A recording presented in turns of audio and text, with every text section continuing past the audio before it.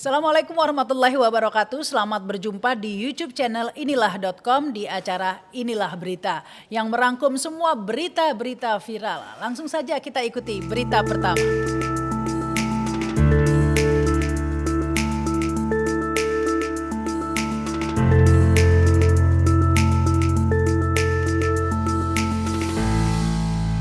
Berita pertama kami menyoroti kasus penganiayaan yang dilakukan oleh Mario Satrio kepada David hingga korbannya ini koma. Hingga hari ini ya, hari ke-6 masih belum sadarkan diri.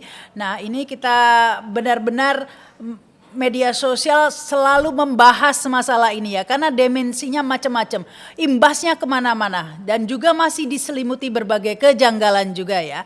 Ini kita lihat berbagai komentar di Twitter ya. Yang pertama tentunya yang menanggung akibatnya ini sang pelaku sendiri, yaitu Mario Satrio ini yang sudah ditahan dan ditetapkan sebagai tersangka. Bukan hanya itu, juga sudah dikeluarkan tentunya dari kampusnya. Selain itu ada juga ya yang terkena imbasnya dari kasus ini, yaitu Sen Lucas atau teman dari Mario ya, yang ikut berada di lokasi dan dianggap juga ikut memprovokasi dan merekam ya terjadinya penganiayaan tersebut. Nah, ini yang juga masih ramai dibahas di media sosial ya, karena siapa sebenarnya yang merekam penganiayaan tersebut yang videonya beredar itu, mengingat sempat terlihat ya seperti ada dua orang ya.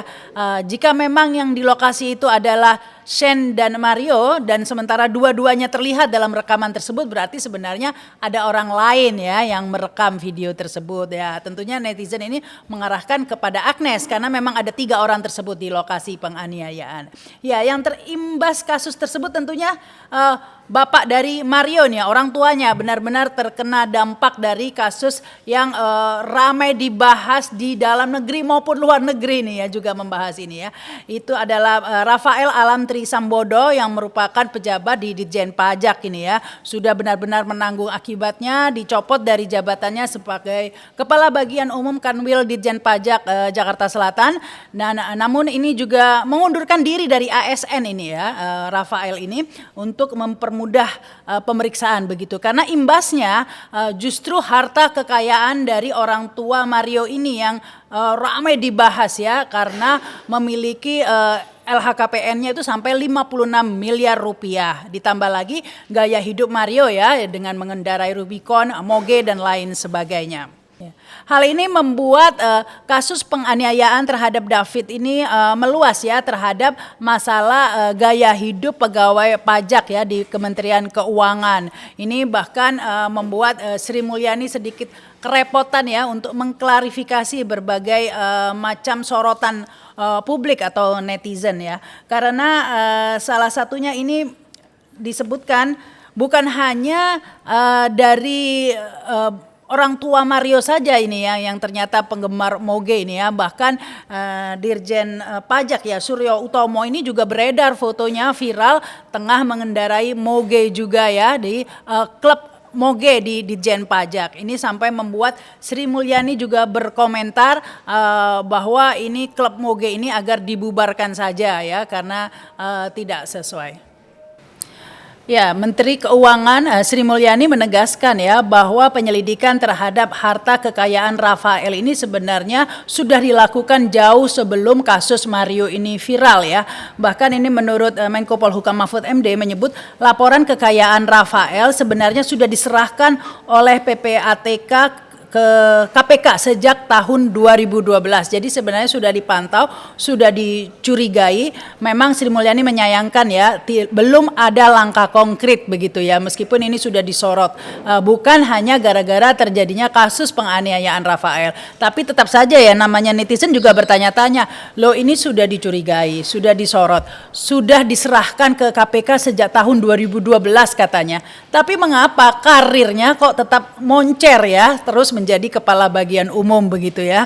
Seharusnya kalau memang sudah dicurigai, diawasi, harusnya diberi kekuasaan yang sedikit atau wewenang yang sedikit atau dipinggirkan. Ini malah karirnya moncer. Demikian juga sebenarnya kasus Moge ini kenapa juga baru dibahas sekarang ya setelah kasus ini viral oleh Sri Mulyani. Bukankah sudah sejak lama ya, bahkan pegawai-pegawai Ditjen Pajak ini memang mempunyai klub tersendiri ya untuk penggemar Moge. Nah, ini kok baru sekarang ini ya oleh Sri Mulyani dibahas dan disinggung, demikian juga LHKPN yang jumbo-jumbo ini kok dibahas. Nyatanya orang-orang yang mempunyai LHKPN tinggi itu hartanya besar tetap saja menduduki posisi penting ya di Ditjen Pajak. Ini yang membuat orang di media sosial terutama netizen membahas. Selain kasus itu sebenarnya imbas dari kasus penganiayaan Mario ini memang seperti saya katakan tadi ya kemana-mana, selain ke orang-orang yang saya sebutkan tadi juga ke penerimaan pajak negara ya, karena jadi orang agak males ini mau bayar pajak ya. Setidaknya itu yang ramai ya dibahas di media sosial, sampai ada meme-nya ya begitu, ada joke-nya mengatakan kita harus tetap bayar pajak begitu ya, karena tidak semua pegawai pajak yang sudah punya Rubicon. Jadi membuat orang jadi bertanya-tanya ya, apakah kita repot-repot bayar pajak, lapor SPT dan lain-lain ini, sementara pada kenyataan pegawai Ditjen Pajak sendiri nggak lapor pajaknya ya, karena Rubicon itu tidak dimasukkan juga di LHKPN ya, katanya itu bukan hartanya tapi harta anaknya begitu ya, kata Mario, ayah dari Mario. Kemudian selain itu yang paling menerima imbasnya juga ini ada Agnes ini ya. Agnes ini sebenarnya baru berusia 15 tahun tapi memang harus menghadapi kasus ini ya, yang pasti dapat bulian juga ini di media sosial, sehingga banyak juga yang membela. Ini yang rame ini tentang Agnes ya. Agnes ini dianggap sosok yang mempengaruhi Mario ya untuk melakukan penganiayaan, karena memberikan laporan ke Mario bahwa dirinya sudah dilakukan dengan tidak baik oleh korban atau David ini ya. Ini kalau bahasa netizen katanya Putri Chandrawati varian baru. Begitu ya. Yang pasti tapi pengacara dari Agnes ini meminta agar bulian terhadap Agnes ini dihentikan ya, karena sebenarnya ini adalah korban dari kekerasan seksual begitu ya, sehingga agar Agnes ini tidak dikait-kaitkan. Tapi yang menarik, netizen justru mulai mencurigai atau mencium ada kejanggalan, ada seperti upaya tangan-tangan goib. Nah, goib ini yang bahaya ya, tangan-tangan goib yang ingin melindungi Agnes ya, karena sampai detik ini identitas Agnes ini juga masih misteri ya, padahal Agnes ini kan di bawah umur 15 tahun. Tentunya yang harus bertanggung jawab jika ada peristiwa pidana adalah orang tuanya. Tapi hingga saat ini belum ada yang tahu siapa orang tua dari Agnes ini. Padahal yang lainnya udah dibahas habis, sampai jejak digitalnya sudah dikupas atau dikuliti oleh netizen. Sampai harta kekayaannya dibahas begitu ya. Tapi khusus untuk Agnes ini, namanya saja belum tahu siapa, ini masih misteri ya. Bahkan ini misteri ini semakin memuncak ketika Kapolres Jakarta Selatan ya, Kombes Ade Arysyam menerangkan hasil pemeriksaan terhadap kasus ini ya, sekaligus mengklarifikasi ya adanya isu bahwa Agnes ini selfie di atas tubuh David yang tengah terkapar ya. Ini sudah diklarifikasi oleh Kapolres Jakarta Selatan Ade Arysyam ini bahwa sebenarnya itu bukan selfie, melainkan itu dilakukan sebagai pertolongan karena saat itu ada N ya. N ini adalah orang tua korban, rekan korban begitu ya, yang menolong David, yang meminta agar Agnes ini meletakkan kepala David di pangkuannya untuk mencegah agar darah tidak masuk mengalir ke hidung begitu ya. Ini menurut N ya, ibu dari rekan korban ya. Ini kenapa nggak N sendiri yang memangku ya? Mengapa meminta Agnes ya? Ini juga tidak dijelaskan. Dan kapan N ini muncul begitu ya? Karena setahu publik bahwa dari peristiwa itu hanya ada 3 orang ya. Agnes, Shen, dan kemudian Mario selain korban David. Ini kemungkinan ternyata ini ada yang menolong ya, sosok N ini yang meminta agar Agnes memangku kepala dari David yang kemudian diabadikan oleh Shen. Nah inilah yang kemudian dikira oleh publik sebagai foto selfie, jadi itu tidak benar. Nah tapi klarifikasi itu justru menimbulkan banyak spekulasi ya, seperti biasa netizen mempertanyakan apakah benar seperti itu. Kalau benar seperti itu seharusnya ada CCTV ya, menunjukkan siapa saja orang-orang yang ada di lokasi. Benarkah ada N ya, benarkah Agnes memangku memangku korban karena untuk menolong dan lain sebagainya. Tapi hingga saat ini tidak beredar CCTV-nya, yang beredar justru video penganiayaan. Dan benarkah seperti dikatakan pihak kepolisian bahwa yang merekam peristiwa tersebut adalah Shane begitu ya? Mengingat, nah ini lagi netizen ini kan langsung jadi detektif semua lah kalau ada kasus-kasus kayak gini ya. Langsung ini ada dari Leonard Han begitu ya. Nge-tweet, ini saya bacakan tweetnya ya. Berani gak polisi buka rekaman CCTV? Pengacara enak saja bilang Agnes gak terlibat, padahal di lokasi cuma ada David, Mario, Shane, dan Agnes. Lihat videonya ada 2 orang mengkeroyok korban. Terus siapa sebenarnya yang merekam gitu? Cek bayangan perekam bagian dadanya, siluet dada perempuan. Ini seperti, wah langsung dikasih tanda ya, seperti ada sosok yang merekam, ada siluetnya, dan itu seperti ada sosok perempuan begitu menurut Leonard Han ini ya.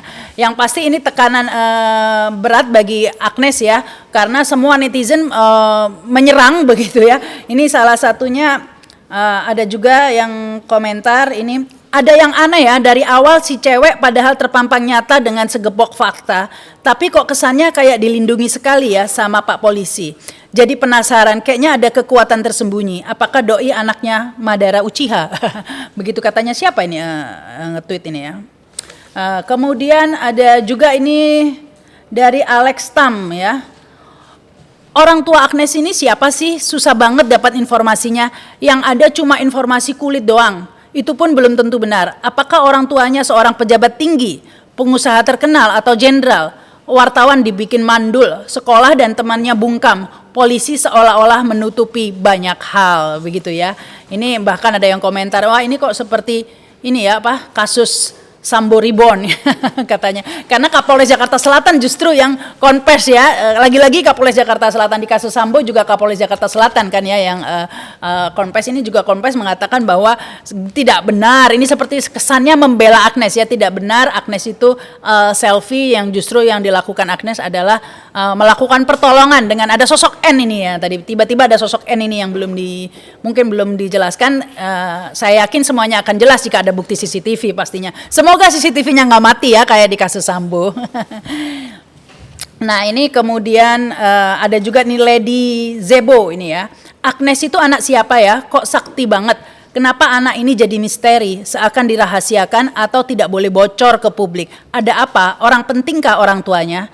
Biasanya media paling gercep ngungkap bagian ini. Kenapa sekarang melempem begitu ya? Nah itu salah satu imbasnya yang pasti dirasakan dari kasus ini, tapi seperti saya katakan lagi merembet kemana-mana. Bahkan sang korban pun ini juga ikut dikuliti oleh netizen ya. Salah satunya adalah bapak dari korban David ini, bapak David bernama Jonathan ini juga ternyata tidak lepas dari pantauan netizen ya, dikuliti juga sampai dibongkar jejak digitalnya. Ternyata jejak digital dari orang tua David ini ada beberapa tweetnya ya.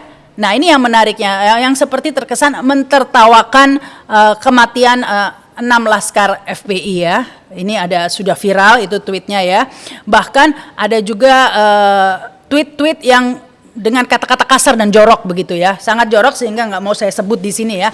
Intinya mengomentari negatif orang yang berusaha mempertanyakan kejadian sebenarnya atau menuntut keadilan atas peristiwa kasus KM50. Ini juga yang menarik ya, kok akhir-akhir ini terjadi kasus-kasus besar dan dua-duanya ini selalu kemudian tiba-tiba begitu ya terkait dengan KM50 sedikit ataupun banyak ya. Memang kasus KM50 ini menyisakan banyak misteri, masih ada keadilan yang dituntut oleh keluarga korban pastinya, karena hanya ada 2 terdakwa yang diadili dalam kasus KM50 ini. Ada 6 nyawa melayang, terdakwanya hanya 2 dan 2 itu pun divonis bebas. Nah inilah yang kemudian seperti terkesan ingin dikubur ya, KM50-nya pun sudah diratakan dengan tanah, tapi entah mengapa terus saja muncul ke publik secara nggak sengaja kayak gini. Yang pertama kasus Sambo ya, akhirnya muncul juga ya, dibahas lagi kasus KM50 karena kebetulan Sambo menangani juga kasus KM50, demikian juga orang-orang di bawahnya, Hendra Kurniawan, itu semua juga menangani kasus KM50 sehingga muncul lagi permintaan agar kasus KM50 ini diperiksa kembali, diangkat lagi ya. Tapi selesai kasus Sambo, kasus KM50 ini sepertinya tetap tidak naik begitu ya, terkubur. Sekarang muncul lagi nih ya, ada kasus penganiayaan Mario terhadap David. Ini membuat orang simpati publik terhadap kasus KM50 yang belum tuntas ini muncul lagi ya. Akhirnya meskipun seperti berusaha dilupakan, akhirnya tidak akan pernah bisa benar-benar lupa ya. Publik kembali mempertanyakan mengapa semua orang seakan ya menunjukkan empatinya ya terhadap nasib yang dialami oleh David ya. Para pejabat menjenguk korban begitu ya, karena kita semua tentu tidak membenarkan apa kekerasan yang terjadi dan tentu ikut prihatin tentang apa yang menimpa David. Namun harapan publik adalah sikap seperti itu tidak hanya ditujukan kepada jika korbannya anak-anak pejabat, tapi juga ditujukan kepada siapa saja yang menjadi korban kekerasan. Dalam hal ini juga kasus KM50 karena tidak mendapatkan perhatian yang sama begitu ya. Ini jadi dikait-kaitkan kembali. Nah, selain itu imbas dari kasus penganiayaan Mario terhadap David ini adalah juga PSI ini dari Grace Natali ya. Ini Grace Natali ini juga akhirnya jadi korban bulian, rame dibully ini gara-gara tweetnya ya. Karena tiba-tiba saja Grace Natali ini menyoroti soal agama ya, agama dari David begitu ya. Ini saya bacakan tweetnya Grace Natali ya. Apapun agama David, dia adalah korban yang harus dibela. Tidak penting diekspos apa agama David, apa agama pelaku dan lain-lain. Apa yang menimpa David adalah tindakan kriminal yang harus dihukum seberat-beratnya. Nah, inilah yang kemudian jadi bahan bulian di medsos, karena memang selama ini semua orang membahas soal pajak ya dari orang tua Mario dan kemudian soal Agnes dan lain-lain, dan tampaknya memang nggak ada tuh yang mengekspos soal agama ya. Nah, kemudian ketika ditanya seperti itu, Grace Natali menjawab bahwa sebenarnya ada beritanya ya, ada beritanya yang membahas atau mengekspos soal agama David ya. Tetapi setelah ditelusuri ya, beritanya itu hanya satu dan berita itu pun tidak mengkaitkan dengan peristiwa pidana, hanya menceritakan background dari David itu bahwa David adalah seorang mu'alaf dan tidak ada yang membahas soal ada hubungannya tindak kriminal ini dengan agama dan lain sebagainya. Namun setelah itu ada beberapa juga berita yang muncul mengekspos soal agama David ini. Tapi berita itu muncul setelah tweet dari Grace Natali ini ya. Nah, ini yang membuat Grace Natali hingga kini ya masih menjadi bulan-bulanan di media sosial. Kita beralih ke berita kedua, ini sebenarnya masih ada kaitannya ya dengan berita pertama. Kalau berita pertama ini publik menyoroti gaya hidup mewah pejabat Ditjen Pajak ya dengan moge, Rubicon dan lain sebagainya. Namun di berita kedua ini justru sebaliknya ya, ini justru gaya hidup yang beda sekali, gaya hidupnya nggak mewah sekali ya. Ini adalah gaya hidup dari Menteri Sosial Tri Risma hari ini ya, yang kembali menjadi sorotan ya karena ada videonya Bu Menteri ini, Bu Risma ini tengah cuci mobil dinas Kementerian Sosial ya, nyuci mobil sendiri begitu ya. Ya meskipun ini seharusnya menunjukkan bahwa pejabat kita tidak bergaya hidup mewah, tapi tetap saja ini mendapat kritikan dari netizen karena memang Bu Risma ini kerap melakukan aksi-aksi yang ya mengundang sensasi seperti ini. Karena sebelumnya kita tahu Ibu Risma ini nggak lama ya ada beritanya muncul sempat sujud begitu ya, bersujud di depan guru SLB ya, tunanetra saat itu ketika guru-guru SLB menanyakan tentang dana bantuan begitu ya. Tiba-tiba saja Bu Risma sampai bersujud dan lain sebagainya. Dan sekarang ini Bu Rismanya nyuci mobil ya. Seharusnya ini diapresiasi mungkin ya, karena ini menunjukkan bahwa sikap sederhana sampai nyuci mobil sendiri. Namun ada juga yang menyoroti dari sisi lain ya. Salah satunya ini ada berita komentar-komentar ya di Twitter saya ambil, masih banyak PR yang harus dilakukan. Segabut itu sampai nyuci mobil di situ ya. Ini ada akun Twitter yang berkomentar seperti itu. Kemudian ada lagi yang membalas, benar sepemikiran sih seperti ini, kayak gak ada hal penting lain yang harus dikerjakan daripada mencuci mobilnya. Jelas akun Agung begitu ya. Dan masih banyak lagi komentar-komentar serupa ya. Ini sekedar intermezzo aja di sisi lain begitu ya. Seperti antitesanya ya. Kalau tadi bergaya moge, klub moge, yang ini nyuci-nyuci mobil sendiri. Tapi ya tentu yang kita harapkan dari pejabat-pejabat kita ini kinerjanya ya, selain ya jangan hidup mewah tapi nggak gitu-gitu amat kali ya sampai nyuci mobil. Ya, inilah berita ketiga ya, dalam inilah berita kita menyoroti tentang IKN ini. Seperti kita ketahui Presiden Jokowi ini melakukan kunjungan ke lokasi IKN ya sampai menginap 3 hari ya, dari hari Rabu hingga Jumat 24 Februari lalu ya. Ini mengundang banyak persepsi begitu ya kunjungan Presiden Jokowi ini, mengingat di lokasi begitu ya, karena sebelumnya kan ditargetkan bahwa 2023 ini akan sudah ada bangunan yang berdiri, namun kenyataannya jauh panggang daripada api begitu ya kalau peribahasanya, karena belum ada gedung-gedung yang berdiri begitu ya.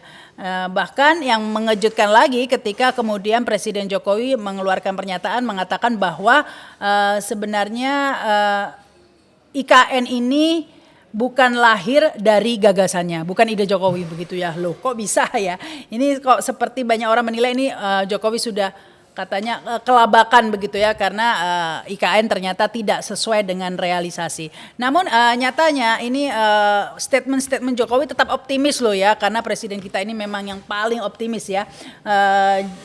Mengatakan ini statementnya saya bacakan ya. Presiden optimis kawasan Istana Kepresidenan akan siap digunakan untuk perayaan hari ulang tahun kemerdekaan RI pada bulan Agustus 2024 katanya ya. Kawasan ini adalah kawasan Istana Kepresidenan yang saya optimis tahun depan bulan Agustus insya Allah sudah bisa upacara di sini, begitu kata Jokowi ya.